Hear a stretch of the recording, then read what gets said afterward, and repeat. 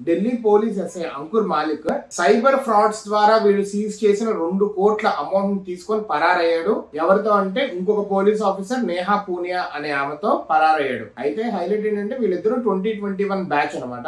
దాంట్లో వీళ్ళిద్దరికి ఇంటిమసీ ఏర్పాటై వీళ్ళిద్దరికి సపరేట్ గా ఇద్దరితో పెళ్లిళ్ళు అయింది. అయినా కానీ వీళ్ళిద్దరు లేచిపోయారు ఒక రకంగా చెప్పాలంటే. అయితే వీళ్ళు గోవా, మనాలి, జమ్మూ అండ్ కాశ్మీర్ దీంట్లో లగ్జూరియస్ గా ఫైనల్ గా వెళ్ళి మధ్యప్రదేశ్ లోని ఇండోర్ లో సెటిల్ అవుదామని ఫిక్స్ అయ్యారు. ఏమైందంటే వీళ్ళు ఈ అంకుర్ మాలిక్ ఎస్ఐ అన్నాడు కదా, వెళ్ళి కోర్టులో ఈ డబ్బులు 2 crores ఉన్నాయి కదా, దాన్ని ఫేక్ కంప్లైంట్స్ పెట్టి దాన్ని విడుదల చేయాలి అనేటట్టుగా కంప్లైంట్స్ పెట్టి విడుదల చేసి వీడు తీసుకొని పరారైపోయాడు. ట్రిప్ అంతా వెళ్ళి ఫైనల్ గా మధ్యప్రదేశ్ లో ఫేక్ ఐడెంటిటీస్ క్రియేట్ చేసి అక్కడ సెటిల్ అవుదాం అనుకుంటుంటే వీళ్ళు పట్టుకున్నారు. వీళ్ళతో పాటు ఇంకొక 3 కూడా పట్టుకున్నారు. ఏంటంటే ఈ మనీని గోల్డ్ లోకి ఇతను కన్వర్ట్ చేశాడు. ఆ గోల్డ్ లోకి ఎవరైతే కన్వర్ట్ చేశాడో అతన్ని, అదే విధంగా వీళ్ళు ఇంకొందరి బ్యాంక్ అకౌంట్స్ వాడుకున్నారు అనమాట.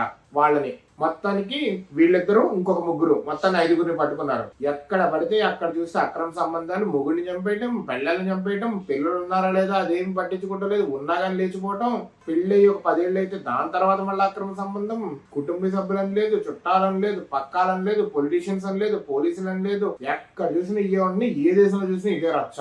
నీతిగా బతుకుదాం అన్న ఉద్దేశమే లేదు.